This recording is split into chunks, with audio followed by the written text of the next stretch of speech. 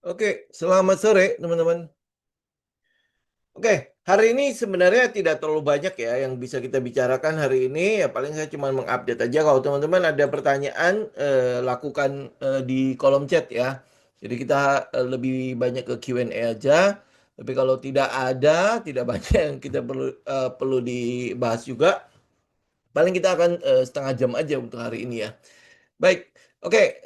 Saya mengupdate untuk indeks harga saham gabungan ya. Kalau teman-teman lihat ya kemarin kita kan ada kegiatan demo ya, kegiatan demo. Kemudian habis itu di pertengahan demo itu sebenarnya udah ada jawaban terhadap tuntutan para pendemo kan. Nah, kemudian habis itu teman-teman bisa lihat sendiri indeks harga saham gabungan. Kemudian habis itu rebound. Jadi itu bisa bisa buat kita lah ya, buat kita kita bisa lihat bahwa bagaimana sentimen domestik itu mempengaruhi bursa. Ya, bagaimana sentimen domestik itu memberikan tekanan dalam arti antara momentum ataupun antisipasi dari pelaku pasar terhadap apa yang akan terjadi ya. Jadi kalau dengan kata lain, kalau teman-teman lihat ke depannya ya, sampai ke depannya mungkin kita lihat sampai ke Desember lah ya. Moga-moga sampai Desember itu tidak ada momentum atau kegiatan atau kebijakan-kebijakan pemerintah yang akhirnya mempengaruhi pergerakan indeks. Kita berharap seperti itu ya, karena kalau kita lihat hasil demo kemarin itu kan tanggal 15 Desember itu dijanjikan akan disahkan itu undang-undang perampasan aset. Nah, hari ini saya agak iseng ya, iseng mencari draftnya. Ternyata draftnya kalau teman-teman baca memang ya nggak bisa saya baca semuanya lah ya. Artinya ya saya tinggal paste aja ke ChatGPT atau AI yang lain ya. Saya kebetulan saya pakainya ChatGPT. Nah, di situ kelihatan kan yang saya tanya itu kira-kira ada pasal-pasal karet nggak atau pasal-pasal yang bisa dipakai, bukan tujuannya mungkin ke arah ini koruptor ya harusnya ya, tapi bisa nggak dipakai oleh untuk menjerat mungkin ya kita rakyat dan lain sebagainya. Dan ternyata itu lumayan loh, kalau di ChatGPT itu mengatakan ada 7-8 pasal itu, tapi ini kan draft ya, ini draft ya. Nah, ini mungkin ya kalau teman-teman lihat ya ke depannya kalau misalnya itu disahkan begitu saja ya, apakah itu cukup baik ya untuk kita ya, kita nggak tahu juga ya. Nah, cuma yang kita perlu tahu itu adalah di mata investor bagaimana.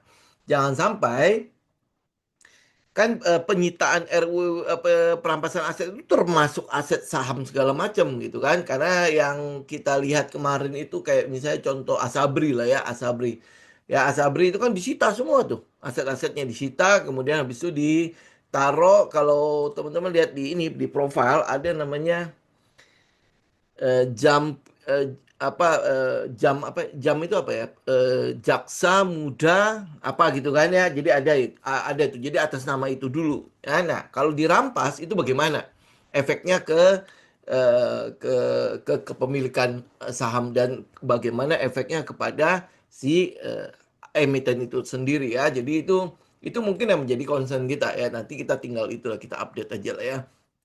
Toh ini sampai 15 Desember kan.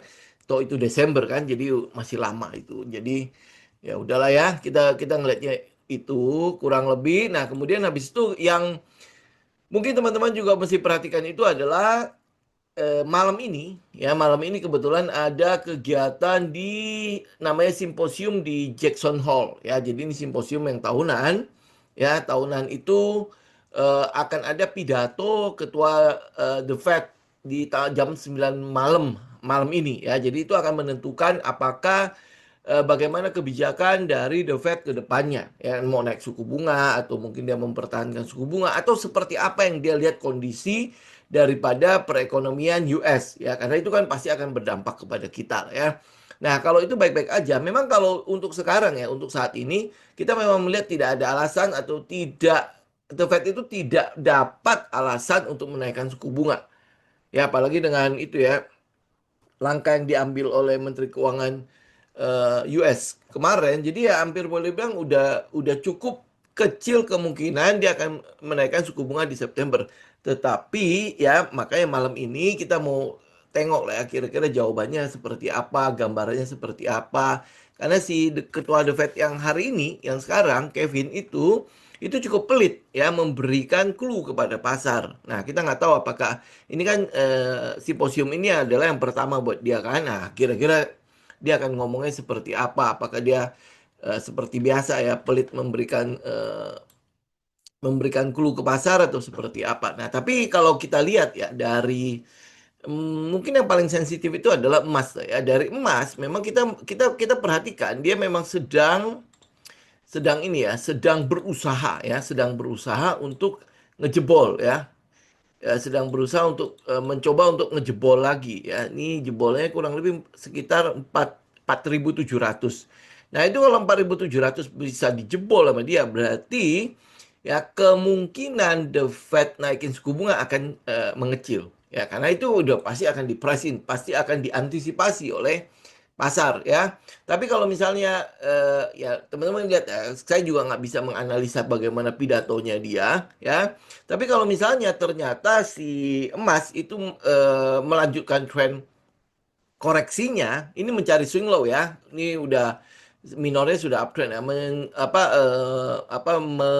melanjutkan koreksi mencari swing low-nya, artinya kemungkinan besar September itu masih sosok aja, tidak akan terjadi apa-apa. Mungkin The Fed itu tetap akan mempertahankan suku bunga yang ada sekarang, ya. Oke, nah ini makanya kalau kalau kita lihat dari komoditas emas ya kurang lebih begitu karena dia cukup sensitif. Ya, cukup sensitif. Gue udah menerangkan ini beberapa kali ya. Jadi cukup sensitif dengan pergerakan daripada mata uang US ya. Jadi dari suku bunga realnya, inflasi dan lain sebagainya, dia cukup sensitif. Jadi ini yang mau kita perhatikan untuk malam ini ya, malam ini. Karena itulah kalau kalau teman-teman lihat ya, karena ini peristiwa penting, kemudian habis itu ada ini lagi, ada revisi MFP kan, ya. Jadi kalau dia cukup, kita kita melihat dia cukup penting di situ, ya. Jadi kalau teman-teman merasa bahwa ini adalah apa, dan ini Jumat juga kan, nggak perlu trading, ya nggak usah trading. Itu yang gue bilang ya. Tugas trader itu bukan harus ada di market setiap hari gitu. Tugas trader itu adalah dia harus bisa memastikan bahwa ini adalah sebuah tindakan atau sebuah aksi bahwa gue kayaknya nggak mampu gitu ya untuk menebak atau gue nggak mampu untuk melihat sebuah trend di situ. Jadi udah gue lebih baik gue lewatkan aja kesempatan hari ini. Gitu. Jadi bukan berarti kita harus ini ya setiap kesempatan itu harus kita ambil nggak juga gitu ya. Oke, itu tugas trader. Sama di saham juga gitu. Jadi bukan cuma di gold down, di saham juga begitu. Em, misalnya ya, oh ya kita kita bicara ini deh. Ya kayak kemarin ya, kan gue sempat membahas, gue menyentil sedikit PPGL, ya menyentil sedikit PPGL. Ya kan dia bilang begini ya, ada yang DM gini. Kok yang penting kan cuannya, yang penting kan cuannya gitu kan. Nah, kalau kalau ini menurut gue ya, gua pribadi ya, kalau ini cara gue loh ya. Mungkin setiap orang kan pasti akan berbeda kan. Nah, kalau gua tidak melihat ya dan tidak membuat gua tenang mengambil saham itu, maka gua lebih baik gua tidak ngambil. Kenapa gue tidak tenang mengambil saham itu? Karena gue nggak tahu dia akan kemana. Apa yang akan diantisipasi oleh pasar. Ya, dengan semua itu ya, semua cerita yang ada di PPGL yang gue sempat bilang kan, ya dia sempat punya aset tuh miliaran, sekarang punya aset ratusan juta. Itu kan berarti ada something wrong gitu kan. Lu kebayang nggak sih kayak misalnya lu gitu ya, lu tadinya lu punya rumah, punya tanah di mana-mana. Tiba-tiba tanah rumahnya itu udah nggak ada, tinggal satu.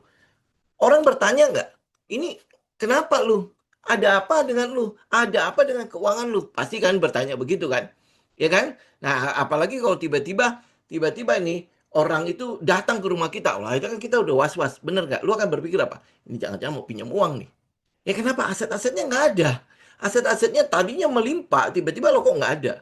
Nah itu kalau gua ya. Jadi kalau gua nggak tenang memegang sebuah saham, ya nggak tenang memegang sebuah emiten, dia turun naik begini, udah pasti gua akan ketakutan, ya kan? Itu pasti akan mempengaruhi mental gua untuk memegang saham itu.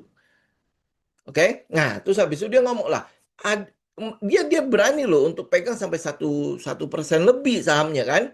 Nah, kemudian habis itu dia kasih gua klarifikasi, post ya, post IG-nya ya, klarifikasi story atau post gitu ya. Nah, dia bilang gini, itu dia sedang mencoba untuk spekulasi. Dia yang punya uang mungkin, katanya ada 1 triliun lebih gitu kan. Dan dia cuman masuk ke saham itu cuman 10%, bahkan mungkin kurang dari asetnya dia ya, untuk coba-coba. Ya, sedangkan lu masuk ke saham itu dengan 80-90%, apakah 100% dari modalnya lu? Kira-kira kalau ini ternyata saham ini tidak bergerak nih, saham ini ternyata hancur berantakan, dia masalah nggak dengan keuangannya dia? Ya, nah sekarang jangan tanya dia deh. Sekarang permasalahannya kalau sampai ini saham hancur, akhirnya tinggal 1 rupiah, masalahnya di siapa? Ya, di lu yang menggunakan modalnya semua, atau di dia yang cuma pakai 10% dari total modalnya dia. Ya kan? Jadi lu jangan membandingkan ya. Jadi jangan apple to apple. Oh, yang penting cuan. Kalau nggak cuan bagaimana ya? Kita mesti mikir seperti itu gitu. Ini kalau gua ya, jadi artinya ya gua menjawabnya seperti itu kurang lebih lah. Jadi kalau orang orang namanya the have gitu ya, the have menggunakan 10% dari kekayaannya dia untuk mencoba ya, untuk berspekulasi. Itu artinya dia, kalaupun ini hilang, dia nggak akan bermasalah dengan apa yang, kehidupan keuangannya dia. Ya, tetapi elu menggunakan 80%, 90%, bahkan mungkin uang panas atau lu pinjam kemana-mana untuk melakukan spekulasi. Itu lu bisa tenang nggak memegang saham itu kalau dia nggak naik gitu ya, oke? Jadi bukan masalah yang penting cuannya. Yang sekarang yang, gua udah sering bilang ya, seorang trader itu bukan mikirin cuan dulu. Ini kalau nggak jalan bagaimana? Kita selalu harus mikir situ gitu loh. Ya kalau dia cuan ya udah tinggal trailing stop, udah gampang, simple. Ya kan? Tapi kalau nggak jalan itu bagaimana? Sedangkan modal gue mati di situ. Ya apalagi kalau sampai dia pakainya itu bukan uang dingin lagi kan? Apalagi itu hampir seluruh, napas hidupnya. Ya itu ya modal yang dia pakai. Kira-kira lo bisa tenang nggak memegang sebuah saham? Nggak usah jauh-jauh deh. Ya kita bicara mengenai KETR aja. KETR waktu diarah sekali, berapa banyak yang lepas saham itu? Ya KETR. Ya, nah ini makanya sekarang kan kalau lu bicara psikologi nggak penting, ya menurut lu, ya waktu dia arah di sini, ini waktu yang di sini, ya ini sekitar naik sampai 18%. Berapa banyak yang buang barang di situ? Yang gue sering juga bilang kan, cerita atau story dari sebuah saham yang sedang diantisipasi oleh pasar itu nggak mungkin tiba-tiba berubah karena satu candle. Ya tidak mungkin tiba-tiba berubah karena satu candle itu arah, kemudian habis itu oh ini sudah semuanya sudah mencerminkan fundamentalnya. Itu nggak akan seperti itu. Gitu ya, oke? Jadi poinnya itu ya balik lagi. Sebenarnya bukan masalah ini saham nanti yang penting cuan apa enggak cuan gitu ya. Sekarang yang penting adalah pada saat lu masuk, lu tahu ya apa yang gua antisipasi, apa yang sedang gua ikutin sampai ke atas. Apa alasan gue masuk ke dalam saham ini sehingga gue tahu nih ya, gue punya sebuah pegangan, ya gue punya sebuah basic gitu ya, basic bahwa oh ya udah ini ada sesuatu yang sedang gue antisipasi. Ya ini kalau dari pihak kita ya, artinya ya kalau lu udah berkaitan dengan story, pasti ada likuiditas yang masuk situ. Ya bukan karena oh dia punya udah sekali arak ya, oh ini oh udah selesai gitu loh. Ya trennya udah kelar gitu. Atau ya biasanya sih ya bukan masalah trennya udah selesai. Biasanya itu berkaitan dengan trauma-trauma lu di masa lalu. Ya, trauma-trauma lu di masa lalu, di mana kalau ini arah kemungkinan besar dia akan turun gitu. Kemungkinan besar dia malah akan jebol sampai ke bawah, kemudian habis itu nggak naik-naik lagi. Ya karena itulah makanya sekarang ya, ya biar biar gue nggak terlalu banyak ngoceh ya, Lu catat itu semua. Dengan ada catatan, lu tahu apa yang lu lakukan. Lu tahu sebenarnya salah-salahnya lu di masa lalu itu di mana. Ya, kemudian habis itu apakah kesalahan-kesalahan lu yang masa lalu itu bisa diterapkan pada semua saham itu. Gitu. Jadi lu punya bahan untuk melakukan evaluasi. Jadi nggak melulu ngomong doang gitu kan. Ya, makanya lu rasakan sendiri. Sebenarnya lu udah ngerasain. Cuman karena lu tidak mencatatnya, lu tidak punya bahan untuk melakukan evaluasi. Itu masalahnya. Dan setiap kali ya, teman-teman bisa bayangkan ya. Contoh ya, misalnya sekarang gue pakai strategi satu, ya strategi A. Ya, gue terapkan nih. Oh, kemudian nggak jalan nih. Gue nggak pernah mencatat. Apa yang terjadi di situ? Mungkin naik, naik, naik, naik, kemudian habis itu turun lagi. Ini maksudnya ini nol, ya. Udah naik, naik, naik, bagus nih strategi A. Kemudian habis itu, kok jadi nggak bagus lagi? Ya, kemudian lu pindah menjadi strategi B. Apa yang terjadi pada trading lu? Lu mulai lagi dari nol. Ya, mulai lagi dari benar-benar dari bayi lagi. Ya, dia naik benar bagus nih. Kemudian habis itu, suddenly nggak bagus lagi. Kemudian lu ganti lagi strategi C. Ya, apa yang terjadi pada trading lu? Lu mulai lagi dari nol. Gitu. Tapi kalau misalnya lu catat nih ya, strategi A, oh gue jurnalin ya, oh ini salahnya di sini. Oh berarti pada saat seperti ini, jangan terapin strategi ini. Ya, pada saat seperti ini terapin strategi ini. Ini akan jauh lebih ini kan. Jadi win rate-nya mulai kelihatan gitu loh. Kapan boleh, kapan tidak boleh. Ya, oke. Nah, jadi lu punya grafik, itu kan jadi bisa begini kan. Sebentar. Ya, grafiknya lu dalam trading itu kan jadi begini kan. Oh, dia turun ya, tapi tidak sampai nol. Lu perbaiki kemudian habis itu dia naik lagi. Ya, kemudian kok ini ya ada apa ya? Ada penyempurnaan, ada mungkin lu melakukan tambahan apa dan lain sebagainya. Itu semua akhirnya win rate-nya bisa bertambah terus. Tapi ini ya teman-teman ya, gue harus bilang juga gini ya, jangan mendewakan win rate. Ya, jangan mendewakan win rate bahwa oh kalau misalnya sebuah setup win rate tinggi, maka itu pasti akan menguntungkan. Enggak juga. Ya enggak juga. Kenapa gue bisa katakan seperti ini? Sekali lagi, ya karena gue udah ngalamin di trading gold itu.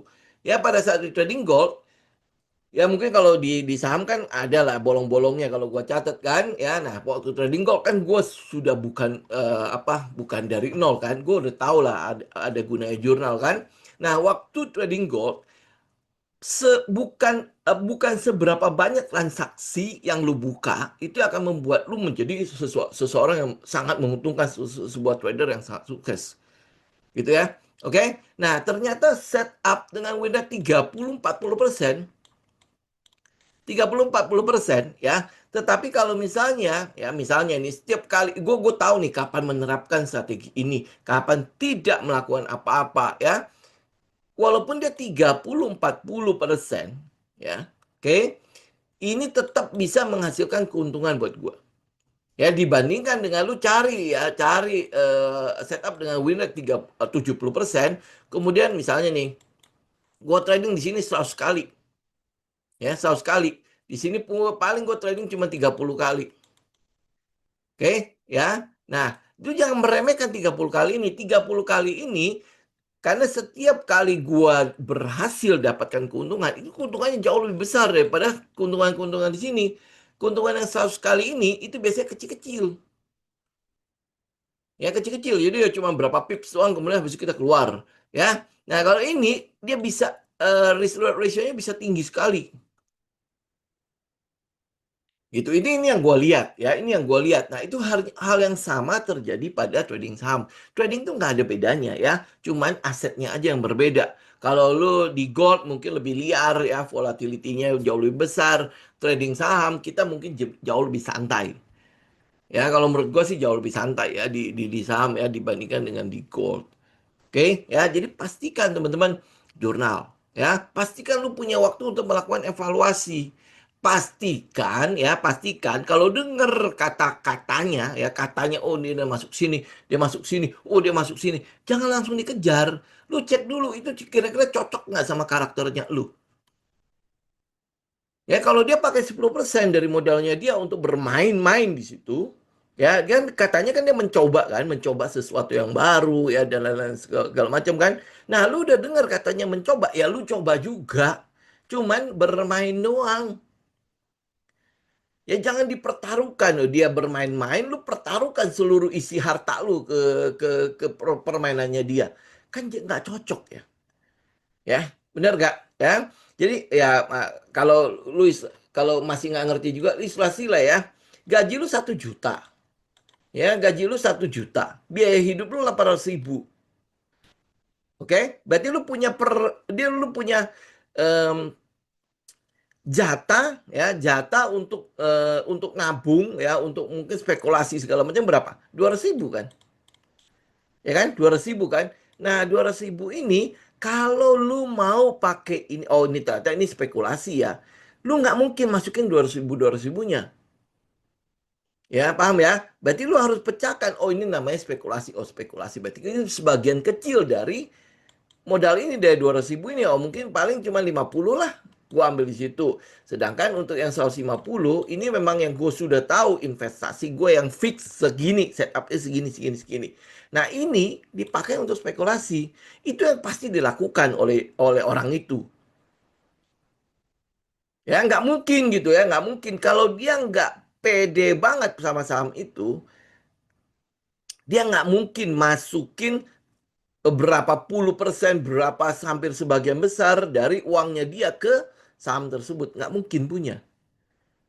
Gitu, karena kalau lu lihat secara cerita aja itu udah jelas nggak mungkin punya. Tadinya dia punya aset MM-an, sekarang punya aset jutaan. Gimana ya? Ya apa yang lu lihat dari situ? Ya akhirnya kan dibungkus lah. Ya dibungkus lah emiten ini ada peluang ini akan di backdoor. Nah, kalau ini backdoor, siapa yang backdoor? Siapa yang mau di situ?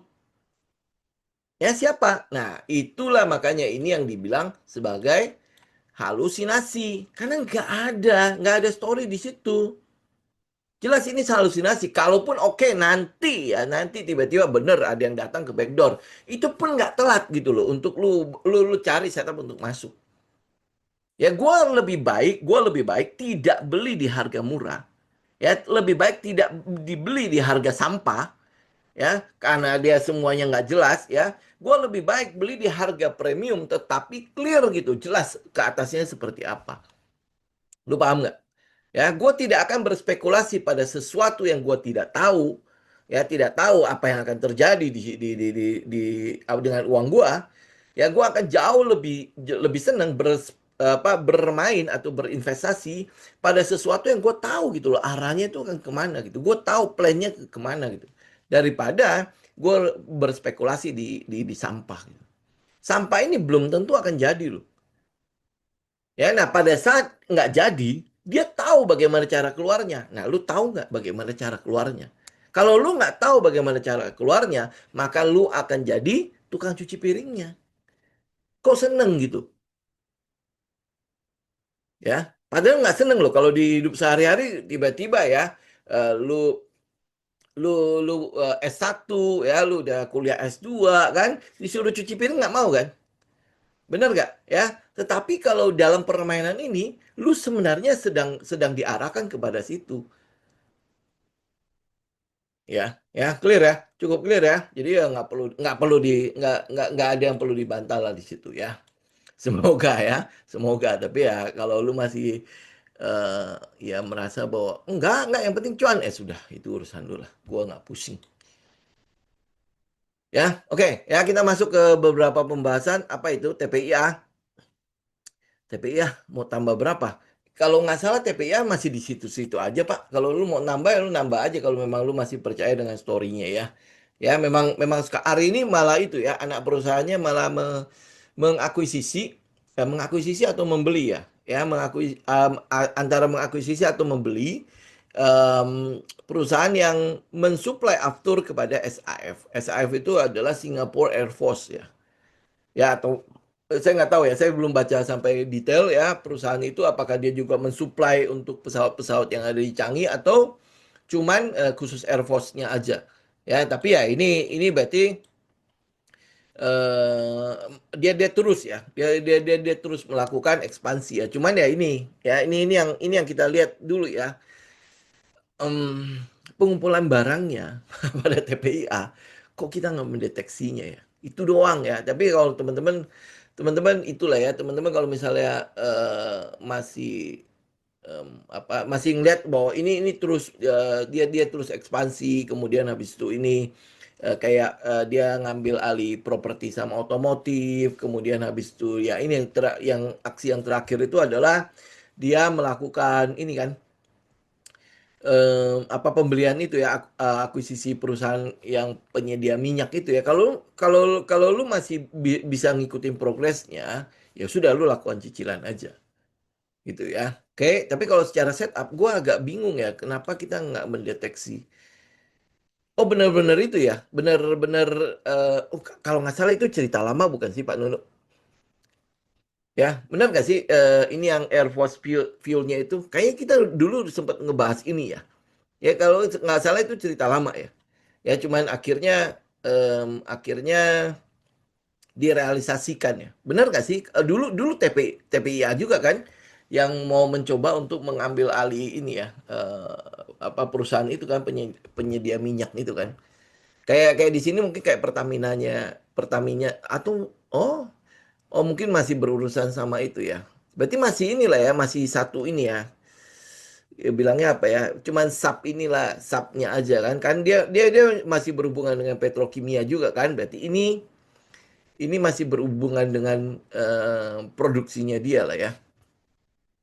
Tapi ya ini sekali lagi ya, kalau untuk TPIA ini yang gua agak-agak bingung lah ya ya, bagaimana mau melihat TPIA ya. Yang kita tidak deteksi itu adalah pengumpulan barangnya, ya. Oke, tapi kalau lu masih melihat itu sebagai sebuah story, memang iya pasti dia berkembang terus lah, karena ini kan dia terus melakukan ekspansi, dia terus melakukan ini ya, oh perusahaannya berbeda ya. Oh ya benar ya, dulu dia sempat begitu ya Pak ya. Oh, oke ya, berarti ini sesuatu yang baru lagi ya. Oke, jadi ya teman-teman bisa melakukan cicilan. Jadi selama dia dalam range itu, sedang dalam range ini berapa ya? 2.400 ya berapa ini? Ya 2.400 ya, range bawahnya itu sekitar 1.200. Ya, itu dalam range itu. Oke. Ya paling paling begitu aja sih untuk TPI ya. Memang belum jalan-jalan memang. Ya kalau kita lihat ini em, apa klimaksnya kan sebenarnya udah ya. Klimaksnya kan sudah ada ya. Jadi artinya 1.200 itu kita bisa lihat dia sebagai harga yang cukup murah untuk ini ya. Untuk si TPIA ya. Ya, quote and quote murah loh ya. Ya, jadi ya tinggal tinggal teman-teman itu aja ya. Kalau kalau saya sih mungkin ya, kalau untuk TPI ya, karena kita nggak ketemu ya pengumpulan barangnya dan lain sebagainya, saya akan menunggu dia breakout daripada gua cicil di bawah sini. Ya takutnya takutnya nggak kuat sih. Ya takutnya gua nggak kuat menunggunya. Jadi lebih baik gua akan apa tunggu dia breakout 2.400 atau ya sementara kita bermain dulu di saham yang lain gitu. Oke, kemudian apa DSSA ya. Nah, DSSA ini kan kita tahu ya dia sedang ini ya, dia sedang melakukan apa namanya penjualan terhadap treasury-nya kan. Nah, gua nggak tahu dia treasury-nya akan berakhir sampai kapan. Ya, memang secara logik ya logika, kalau lu mau jual barang, ya lu akan biarkan dia terus naik kan. Ya, benar ya.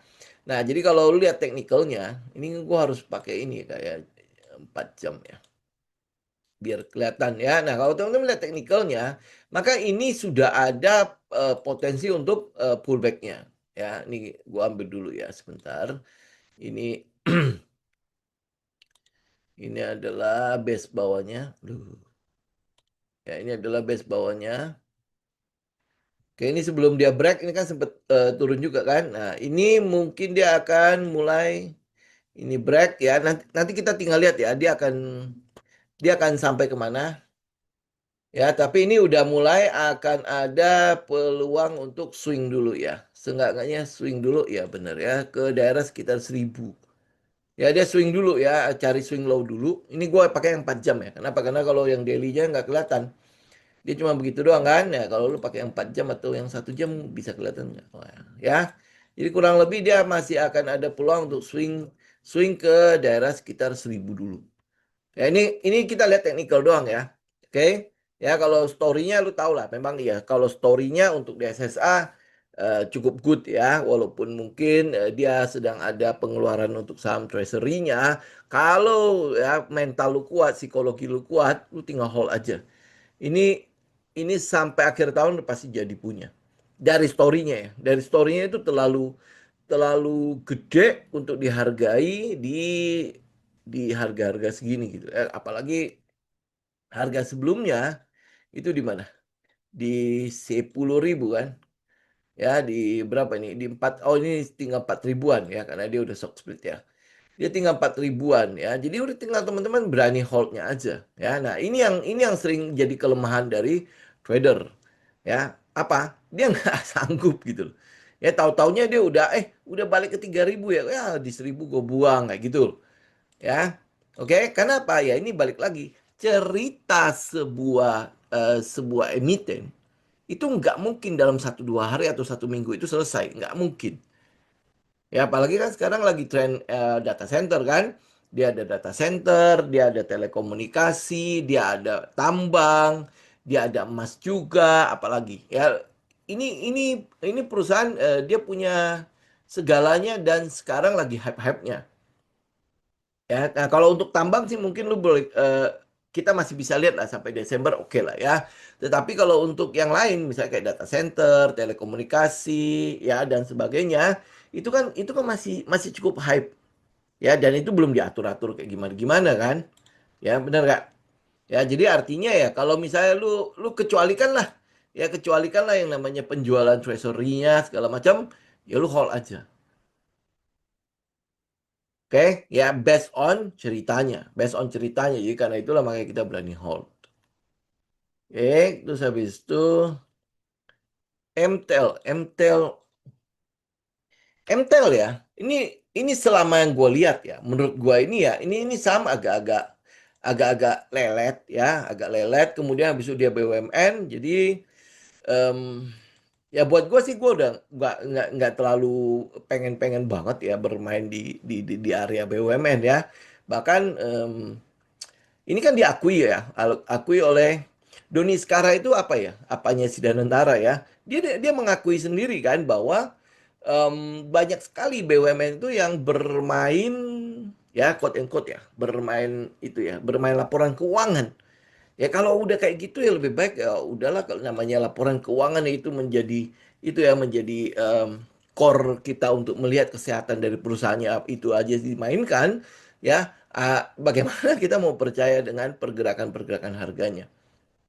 Oke. Nah, kemudian di satu sisi kalau lihat dari teknikal ini kan lagi downtrend ya.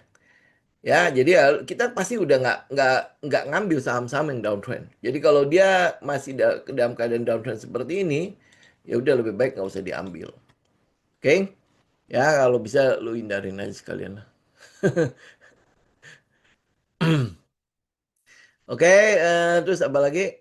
Das. Nah, ini das. Nah, ini das. Ini gua agak-agak ini ya, agak-agak gimana ya? Agak-agak meragukan kembali ceritanya dia. Ya, karena apa? Ya, karena itu tadi ya basis dari nikelnya. Ya kan das itu kan punya nikel juga kan, das punya nikel, das punya punya batu bara ya. Nah, cuman yang jadi masalah adalah dia memang masuk ke dalam ekosistemnya si ini kan, CATL ya yang pabrik baterai yang di Batang itu. Ya, nah nggak tahu sih ya kalau kalau gue melihatnya itu ini udah menjadi sesuatu yang agak telat ya.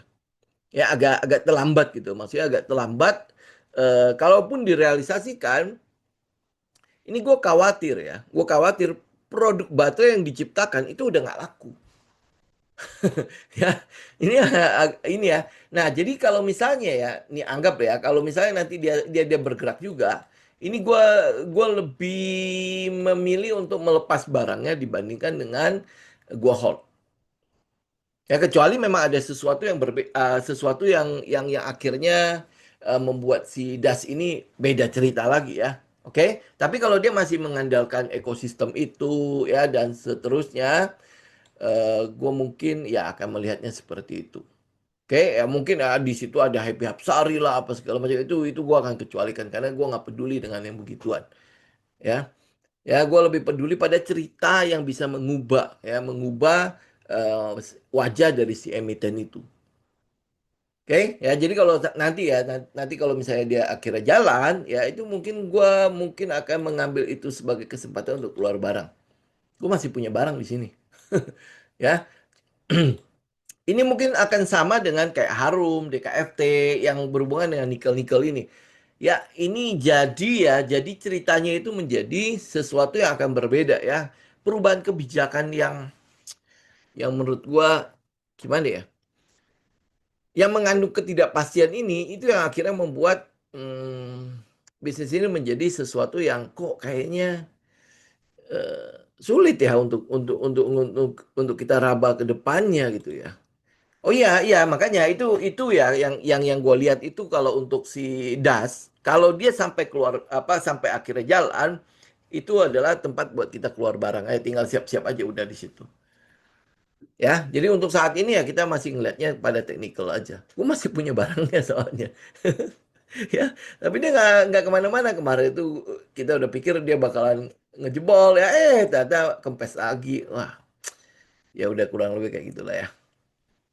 Oke, Mapa masih on the track, Bu. Ya, udah Mapa kan udah tahu kan dia masih ada di fase D kan, belum break kan. Jadi udah tinggal ikutin. Ya, jadi jangan lupa ya untuk ikutin Mapa em, lu mesti sabar lah ya.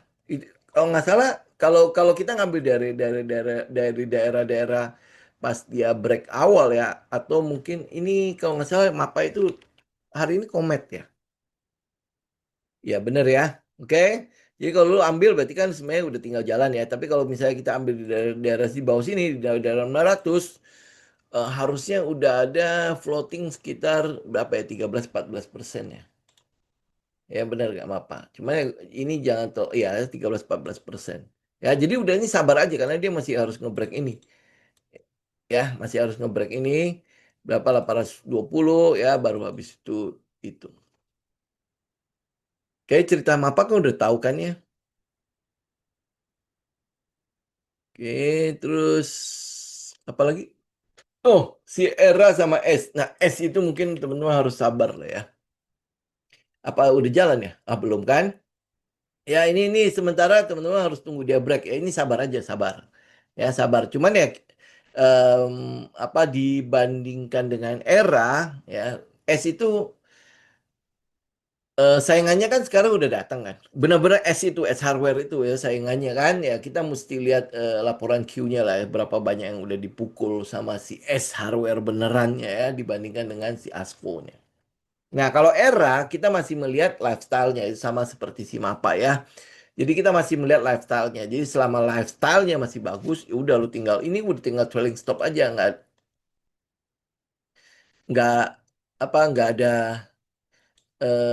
sampai sekarang gue masih ngelihat ya untuk masalah lifestyle ya di lapangan ya.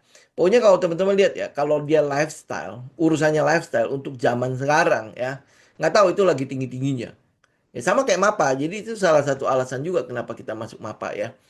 Lifestyle itu mungkin yang membedakan antara waktu kita di 98 dengan yang di tahun ini. Krisis 98 itu semua orang udah berhemat dalam dalam keadaan sekarang ya.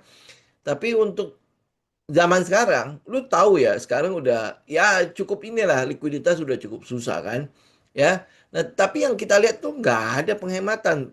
Pedal tetap jalan, tetap ramai. Ya, terus habis itu lihat mungkin olahraga juga tetap ramai. Kemudian gym juga masih ramai kan. Ya, nah selama itu masih ramai, apalagi yang pegang-pegang handphone. Ya, apa iPhone baru keluar juga tetap ngantri kan. Nah, itu untuk yang itu ya saham-saham konsumsi ini tetap bagus. Ya, tapi kalau lu mulai lihat ada perubahan pada lifestyle di lapangan, nah ini mungkin akan mulai kena nih. Ya, jadi untuk saat ini ya era belum lagi ekspansinya kan, kemudian habis itu expand kan sudah ngambil Eral kan, jadi dia dia punya inilah punya dana lebih, dana cash lebih untuk melakukan ekspansian, kemudian habis itu dia masukin apa aja itu ya, banyak sekali ya untuk ceritanya untuk ngejar si Mapa. Ya, jadi ya makanya ini kalau teman-teman lihat ya kalau si si ini sudah mulai ini ya si era mulai harusnya si Mapa juga mulai ya. Cuman ya ini beda ini aja. Beda jalur aja karena si Mapa itu kan em, apa kalau ini kan dia masih lokal ya. Kalau si Mapa itu kan sudah mulai regional ya. Ya udahlah tinggal inilah ya teman-teman tinggal plus ya, plus ada katanya sabar gitu aja. Ya, jangan nanti oh aduh udah gue tinggal aja lu pindah ke tempat lain di jalan. Ya, kan udah banyak kan makanya kan kenapa lu catat catat catat catat begitu lu catat lu pasti tahu lah ya bahwa pergerakan besar itu butuh waktu. Ya butuh waktu. Jadi kalau lu udah lihat story-nya nggak berubah, semua masih utuh, ya sudah berarti kan memang pengumpulan barang juga butuh waktu kan. Ya nggak kayak kita gitu. Kalau lu punya uang berapa 1 juta masuk hari ini, selesai 1 juta. Kan mereka nggak, mereka pasti melakukan cicilan kan. Nah selama cicilannya belum selesai, ya dia nggak akan biarkan harganya jalan gitu kan. Karena apa ya pengumpulan barangnya belum kelar ya. Kalau setiap kali dia naik ya udah pasti dia akan turunkan gitu. Tapi kalau dia udah kelar, ya udah. Ya, lu akan lihat ya, pada saat dia kelar, itu pasti akan muncul volume. Tapi kalau dia belum kelar, biasanya volume nggak ada. Gitu, itu ya patokannya ya. Udah ya. Ya, lama-lama semua itu. Ya, oke. PTBA, PTBA. Nah, ini kan berhubungan dengan itu kan. Ya, batu bara. Kemarin kan, gua nggak tahu sih, katanya batu bara udah selesai, tapi nggak kelar juga kan. Ya, ini. eh ya, oke. Nah, kalau teman-teman lihat batu bara, ini kan BUMN kan. Sama ya, gue udah nggak bermain di BUMN ya. Tapi kalau teman-teman lihat ya pergerakannya, selama dia masih oil higher for, menurut gua nggak ada efek lah. Sekarang nggak ada urusan soal oil-oilan lah. Ya, cuman memang PTBA ini kebetulan kebijakan pemerintah itu masih tetap mempertahankan PLTU yang berbasis batu bara. Ya, tetapi yang masalah di lapangan adalah gua nggak tahu ya itu sudah bertahun-tahun loh ya. Apa penyaluran batu bara ke PLTU-nya kok kayaknya susah banget ya. Ya, nanti kebentur apa RKAB lah, nanti inilah, kemudian nanti sekarang kan udah muncul PTDSI ya, nanti batubara kan masuk ke dalam PTDSI. Nah, apakah penyaluran ke PLTU pun diatur sama PTDSI? Ya, lu lihat lah ya, pokoknya gua nggak tahu sih ya, makin lama makin ribet menurut gua. Ya, makin inilah, ya makin jadi seperti kata-kata orang ya, kalau bisa dipersulit kenapa mesti dipermudah gitu. Ya, ya kurang lebih begitu lah ya. Oke, terus ya ini PTB aja kalau misalnya lu punya ya, lu masih mau hold ya lu hold ya. Terus ini memang ada peluang untuk dia pullback dulu ya. Kedepannya seperti apa lu cek aja komoditas batu bara. Ya gua mungkin nggak bahas terlalu banyak di batu bara di situ. Ya kemudian habis itu kalau teman-teman lihat WiFi. Nih WiFi. em, Oke ya, gue gini ya, kalau untuk news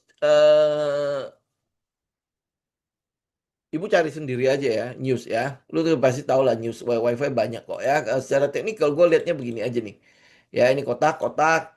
Udah ya selama dia masih naik, udah teman-teman tinggal ikutin aja ke pergerakan naiknya. Nah kalau gue mau masuk bagaimana ya? Udah tunggu dia breakout dari kotak ini, nanti dia akan sampai ke kotak atas gitu. Ya, oke. Nah dari sisi tren, memang ini udah berubah tren. Ya, kalau teman-teman lihat ini. Ya, oke. Nah, ya. Ini kan dia udah berubah tren ya. Trennya kan udah break kan ya. Dia punya tren lagi kan sudah break. Nah, kalau lu mau lihat yang lebih keren, ya, biasanya kan kita cari supply dan demand. Ya, nah, ini supply dan demand. Udah gua buang dulu kotaknya.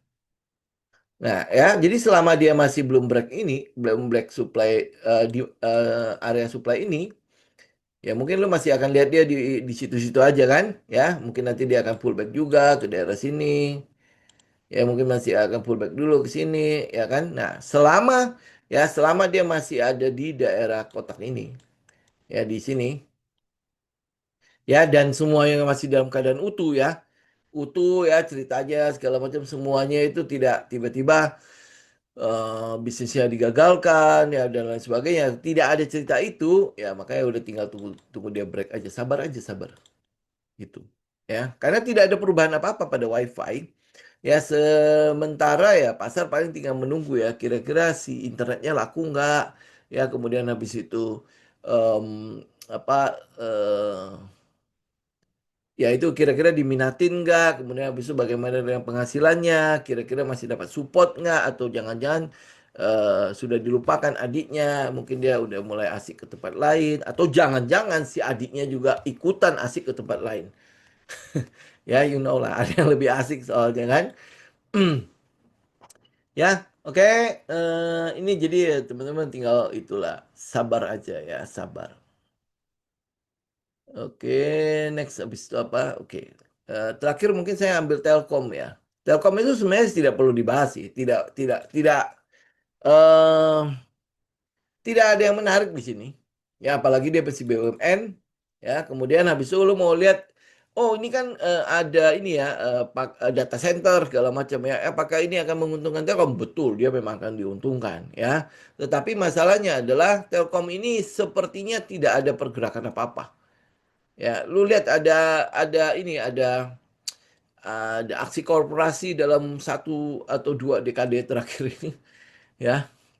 Ya, kita nggak melihat ada aksi-aksi apa-apa kan yang mungkin yang sekarang itu yang kita lihat itu adalah dia nyangkut di Goto, ya, kemudian habis itu ya udah selesai gitu aja ya. Jadi menurut gua mungkin ini ya saya nggak tahu ya, yang mungkin ada di Telkom ya masih berpikir bahwa ini perusahaan gede kan ya, ini perusahaan BUMN segala macam nggak mungkin bangkrut. Ini pasti adalah perusahaan yang bisa kita jadikan sebagai salah satu emiten untuk investasi. Nah, lu pikir ulang ya, pikir ulang karena Telkom itu tidak kemana-mana. Sudah berapa tahun dia tidak kemana-mana. Oke, ini kita lihat ya, gue pakai yang mandi. Ini dari kapan? Dari 2016 sampai sekarang. Berarti sudah 10 tahun dia tidak kemana-mana. Ya, artinya range-nya cuma di situ-situ aja. Ya, dan ya cenderungnya apa? Cenderungnya turun. Ya, cenderungnya turun. Kalau lu lihat dari kinerja perusahaannya, kemudian habis itu laporan-laporan keuangan yang ada, dan lain sebagainya. Memang kita melihat bahwa apa yang terjadi pada Telkom, kalau tidak direformasi, kalau tidak ada perubahan apa-apa, ya sudah dia sosok begitu aja. Ya mungkin dia merasa bahwa gue sudah punya pelanggan ini ya, ya buat apa lagi melakukan kegiatan ini, kegiatan itu. Ya dan sorry to say ya, itu mentalnya BUMN gitu. Bener gak? Ya daripada gue kehilangan jabatan lebih baik udahlah begitu-gitu aja, sosok aja. Ya toh toh untung gitu loh. Toh untung gitu kan. Yang penting tiap tahun kita bayar dividen. Nah, itu makanya Pak Doni bilang kan, itu ternyata ya permainan ya kita nggak tahu gitu loh. Kalau satu perusahaan aja dikatakan permainan gitu, apalagi yang lain tuh gimana kira-kira? Gitu. Jadi kalau misalnya itu tercium permainan ya sudahlah. Jadi kalau apa dia udah bisa ngomong seterang-terang begitu permainan, ya udah ngapain kita masih ikutan apa membeli sebuah permainan di situ, ya kan? Ya, karena uang kita berharga. Ya, uang kita berharga. Sedangkan lu lihat dari ini deh, dari cerita aja Telkom ceritanya apa sih? Ada cerita di Telkom. Ya, lu cek bagaimanapun, lu pasti nggak ketemu sebuah cerita di situ. Ceritanya bolak-balik di situ aja gitu. Tidak ada sesuatu yang wah gitu. Ya 5G aja nggak tahu kabarnya bagaimana. Ya sekarang udah 6G, bahkan Cina itu katanya udah masuk ke 7G. Ya kita masih sekarang aja 4G aja, 5G juga. Ini internet tadi siang mati.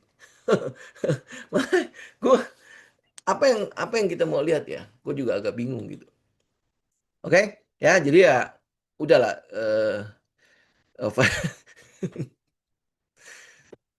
Ya udahlah.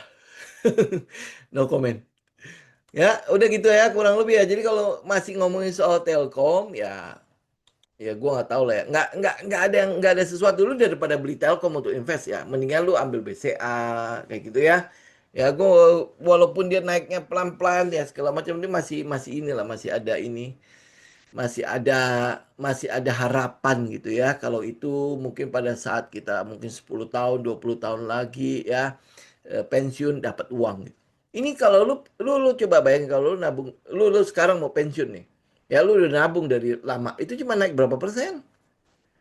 Ya sayang gitu loh opportunity cost-nya itu lu nggak bisa ulang lagi. Ya tahu-taunya sekarang lu udah bangkotan gitu ya tiba-tiba lah kok cuma dapat 10% ya? Lah ini gue beli obligasi udah lebih bagus daripada gua ada di sini. Gitu. Ya, jadi makanya itu apa jangan dollar cost averaging terus ya. Lu harus bisa apa ya sedikit nggak melek dikit lah ya. Maksudnya melakukan research gitu. Kalau kalau apakah ini masih sesuai dengan kata orang. Oh, Telkom ini adalah dibilang apa ya? Saham yang bisa buat invest segala macam. Ya nggak kemana-mana gimana ya? Gitu ya jangan sampai nanti nyesel opportunity cost-nya udah lewat semua gitu pada saat dia udah lewat lu nggak bisa ngomong apa-apa lagi jadi jangan juga investment udah tutup mata aja nanti 30 tahun lagi baru dibuka begitu buka di 30 tahun nggak kemana-mana ngapain coba gitu ya jadi jangan semua hal yang ada di ini yang ada di pasar itu lu telan mentah-mentah harus cek dan recheck lah. Karena nggak semua hal itu dulu mungkin cocok. Ya, dulu mungkin cocok. Sekarang mungkin udah berubah. Gitu. Apalagi zaman sekarang ya perubahannya cepet banget. Jadi sebuah trend itu nggak bisa lu bisa pegang lama-lama lagi. Gitu. Kalau dulu ya mungkin zaman 80-an ya, sebuah trend itu lama sekali baru kelar. Lu kayak misalnya kayak majalah Bobo lah. Ya majalah Bobo itu bisa tahan berapa lama kan? Ya sampai gua SMA itu masih ada majalah Bobo. Gitu. Nah sekarang dia ada sebuah episode drakor, dia paling cuma tahan berapa bulan, kemudian habis itu drakor yang lain lagi, nggak bisa lagi. Ya dulu dulu kalau kita bilang Dracin ya, ya lu masih ingat lah pasti ya.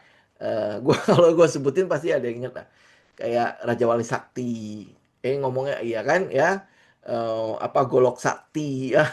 Itu kan everlasting banget ya. Maksudnya ya, ya lu ngomong sampai sekarang aja kita masih tahu gitu. Nah, sekarang coba Dacin apa yang lu ingat? Karena dia ya dia putarnya cepet banget. Nah, itu memang tren sekarang gitu loh. Jadi lu nggak bisa bilang oh trennya bakalan everlasting. Sama halnya dengan saham-saham ini juga. Ya pilih BCA atau pilih Himbara ya pasti pilih swasta lah ya. Sorry aja ya. Gue mungkin ya, ya sejauh ini gue masih tetap ambil yang swasta. Ya, nanti kita lihat lah tren ke depannya kira-kira em, sudah bisa belum untuk Himbara ya. Tapi kalau untuk long term gue tetap akan ngambil swasta dulu lah ya. Ya, selama swastanya masih amanah ya. Ya, kalau dia swastanya sudah seperti Himbara juga, udahlah. Gue bingung lah apa yang mau dipegang lagi. Ya, PJHB ini yang sempat kita bahas nggak sih Pak? Bah, ini kan baru IPO Pak. Pak Nono, ini bukan. Kalau ini mah nggak usah dibahas Pak. Udah lu tahu kan kita nggak mungkin ngambil itu kan. Eh, oh ya, sorry. Gue pikir dia baru. Oh iya. Oh ini kan udah sempet kan? Iya, ini ya kayak ini kan udah sempat kita bahas juga waktu hari Sabtu. Kalau nggak salah PJHB enggak ya? Ya, yang kita bahas itu kemarin laba ya. Laba itu udah mulai jadi. Masih banyak kok yang cuman ya lu mesti sabar aja kayak begini. Ya, cuma ini pelayaran ya. Gua nggak tahu. Ini berarti kalau kita story-nya kita nggak tahu, kan lu udah tahu ya. Paling kita cuma bisa titip sendal. Kalau nanti akhirnya jadi sepatu sport lagi, ya sudahlah.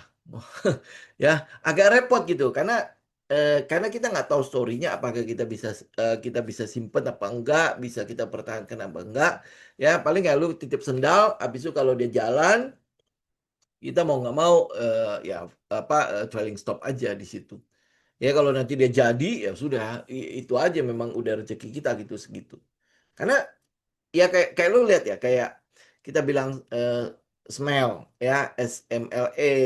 Ya itu juga nggak bisa ngapa-ngapain kan, kayak beef juga nggak bisa ngapa-ngapain kita ya, cuman ya udah kita bisa ikutin doang.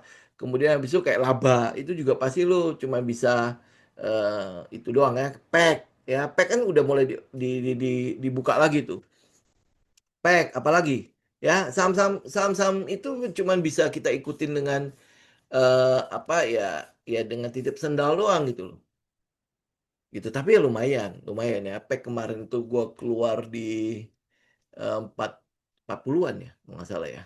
Ya, sebelum dia tiba-tiba disuspend. Hari ini dibuka tetap naik lagi loh.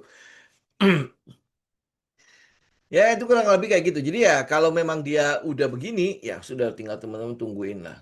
Ya, kalau money spot kan mesti ditambahin satu ini ya, satu persyaratan yaitu sabar. Ya, kalau lu nggak sabar, ya agak susah ya. Ya, kayak gitu ya. Sebenarnya gini, ya kalau kalau mau kita nggak mau beli ya secara keseluruhan ya. Gua lagi men-screen semua semua saham-saham yang ada di Bursa Efek Indonesia. Nanti gue share ya. Ya apa list saham-saham itu. Apa kita ngelihat ya. Indeks harga saham gabungan kan begini ya.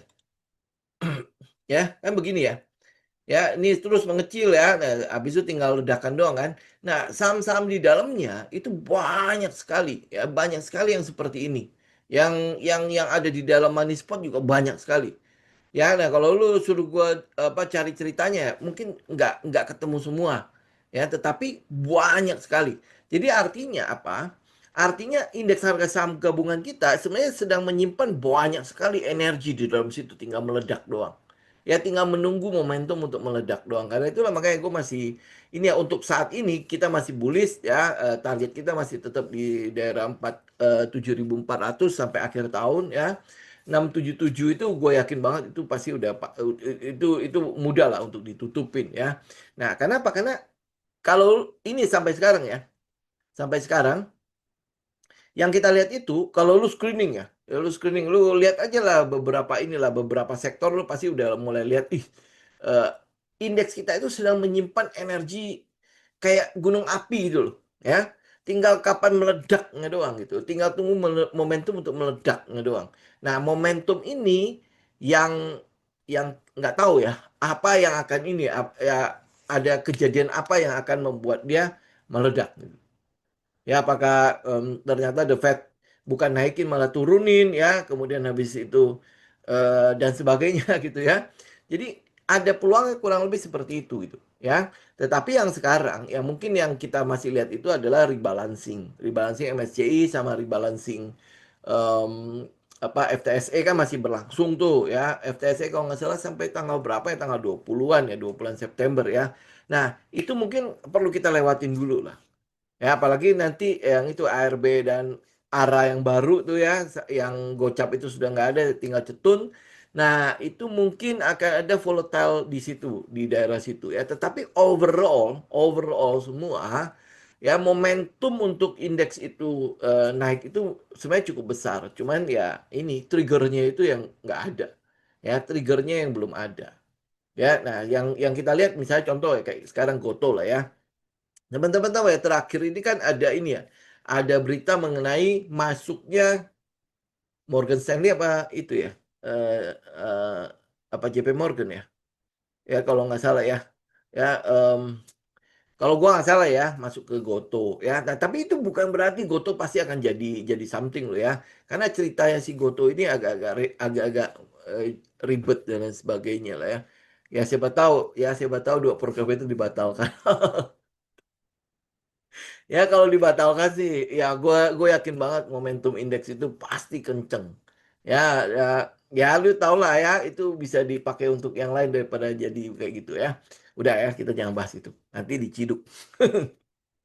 Oke, ya. Nah, jadi kita kita cuma melihat itu aja ya. Kalau teman-teman apa coba screening ya di benar-benar di situ itu yang gue lihat ya apa indeks kita itu menyimpan energi yang cuma tinggal tinggal meledaknya kapan aja gitu.